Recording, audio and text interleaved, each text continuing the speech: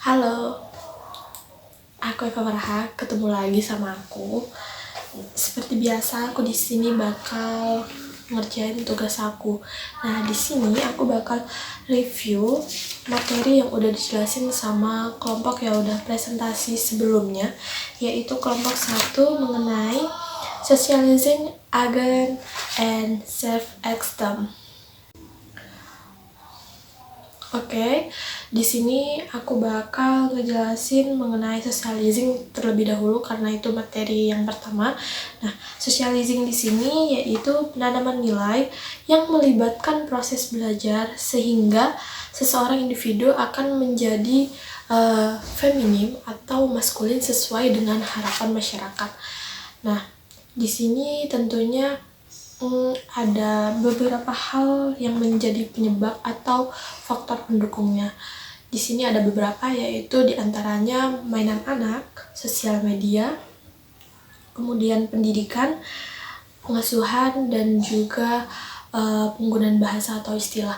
Jadi kita bakal ambil hal yang paling mudah untuk kita lihat tentunya di lingkungan sekitar kita. Yang pertama itu aku mau nyontohin di permainan anak, dimana permainan anak itu yang bisa kita lihat antara laki-laki dan perempuan itu mainannya beda.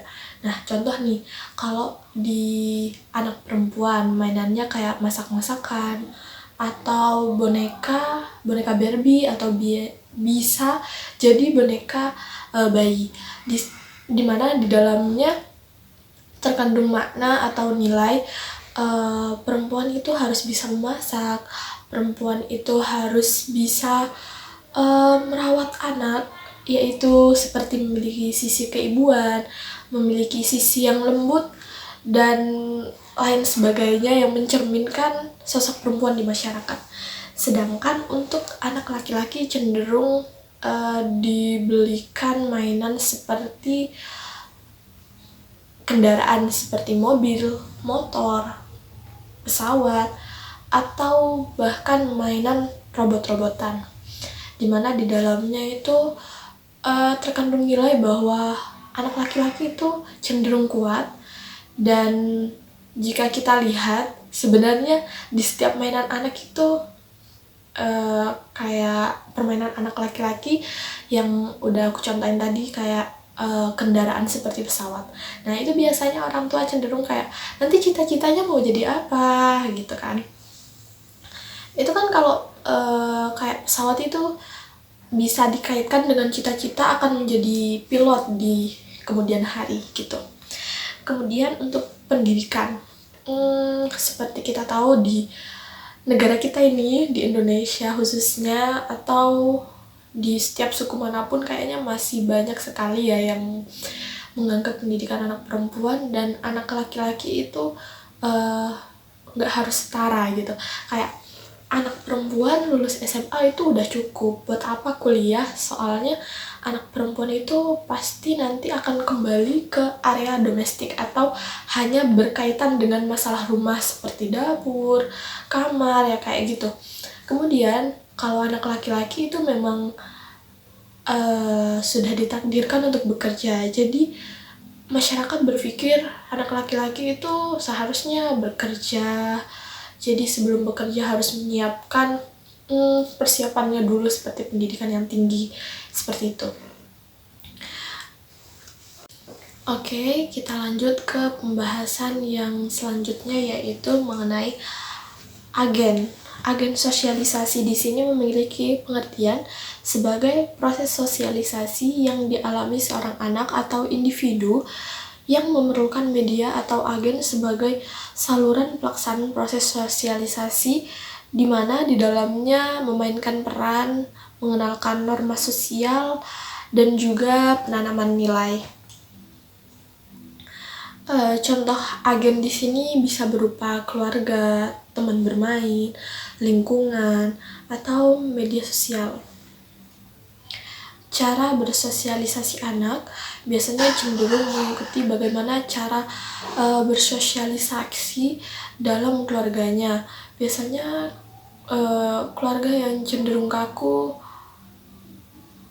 akan memiliki anak yang cenderung pendiam atau lebih bisa dibilang seperti canggung saat di beberapa kesempatan.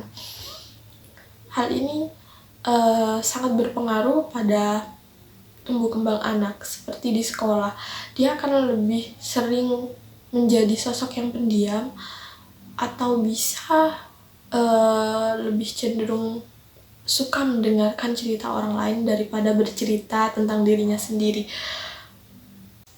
Oke, kita lanjut pada pembahasan yang terakhir, yaitu mengenai self-esteem.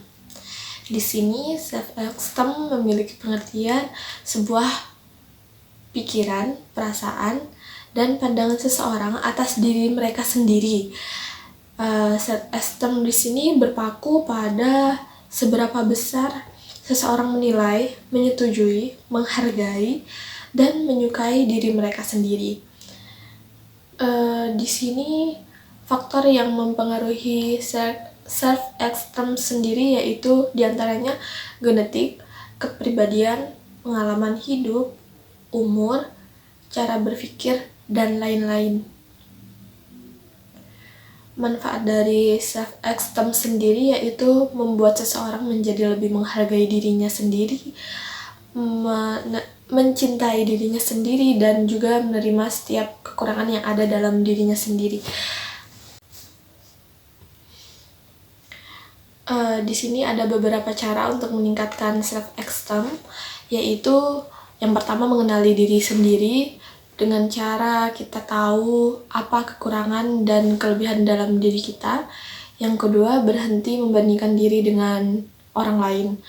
Karena seperti yang udah aku bilang tadi, kita harus mengenali diri kita sendiri, yaitu mengetahui kekurangan dan kelebihan diri kita sendiri. Nah, di saat kita sadar akan kekurangan kita tidak boleh membandingkan diri dengan orang lain. Karena apa? Karena memang setiap manusia itu diciptakan dengan kekurangan juga kelebihan dalam diri setiap orang. Kemudian, 3, tetapkan tujuan dan nilai. Contoh dari menetapkan tujuan dan nilai ini bisa berupa target, kemudian target yang paling mendekati. Kita punya target apa? Kayak di semester ini aku harus bisa lebih baik, lebih ningkatin nilai di beberapa mata pelajaran atau di beberapa mata kuliah. Kemudian yang keempat, terima dan evaluasi kekurangan diri sendiri. Jadi emang setiap orang itu memiliki kekurangan dan kelebihan. Jika kita sadar akan kekurangan kita, ya sebisa mungkin kita mengevaluasi, kemudian mencari solusi apa yang harus diperbaiki agar kita tidak terlalu menampakkan nilai minus di diri kita. Atau bisa juga kita meningkatkan apa yang menjadi kelebihan kita. Misal kayak aku lemah nih di pelajaran matematika, tapi aku unggul di pelajaran seni. Jadi karena kita mungkin udah berusaha di bidang matematika tapi tidak bisa membuahkan hasil yang signifikan, jadi kita bisa meningkatkan apa yang menjadi kelebihan kita. Jadi kita harus lebih mengusahakan di bakat kita. Oke, yang kelima, berikan positive affirmation pada diri sendiri, yaitu kita memberikan informasi positif pada diri kita sendiri, seperti memotivasi diri kita sendiri, yaitu dengan cara memberikan suatu keyakinan, hal-hal yang positif. Contohnya nih, pas kita mau maju ke depan kelas atau apapun yang berhubungan dengan bertatapan dengan orang banyak. Ada beberapa orang yang mungkin memiliki tingkat percaya diri yang rendah, jadi kita harus menguatkan diri kita sendiri. Mungkin orang lain bisa memberikan kayak semangat ke diri kita, tapi kita harus lebih mengutamakan diri kita dulu. Karena apapun yang orang lain lakukan, kalau kita emang gak semangat untuk melakukan hal tersebut, itu bahkan bisa saja sia-sia. Jadi kayak sebelum kamu maju gitu karena ada kontak mata yang harusin kamu kontak mata dengan orang banyak, jadi harus mempersiapkan diri gimana caranya biar kamu yakin. Caranya kayak nguatin diri sendiri, wah aku pasti bisa nih, aku pasti bisa, masa cuman kayak gitu aja aku nggak bisa. Itu kita ngasih motivasi ke diri kita sendiri, ngasih kekuatan ke diri kita sendiri, karena apapun yang kita mulai harus kita juga yang ngasih semangat. Ya kita emang butuh semangat dari orang lain, tapi kita emang butuh banget semangat dari kita sendiri, dari diri kita sendiri gitu. Yang terakhir, berada pada circle yang positif. Ya, selain dari diri kita sendiri, kita juga butuh circle yang positif, kayak pertemanan, organisasi ya kayak gitu, yang bisa mendatangkan dampak positif di diri kita. Mungkin cuman itu yang bisa aku review di kesempatan kali ini mengenai socializing, again, and self-esteem. Buat kurang lebihnya aku mohon maaf karena emang masih belajar, sama-sama belajar, dan aku juga masih sadar kalau aku masih banget punya banyak kekurangan. Oke, mungkin cuman itu yang dapat aku sampaikan. Kurang lebihnya aku mohon maaf. Wassalamualaikum warahmatullahi wabarakatuh.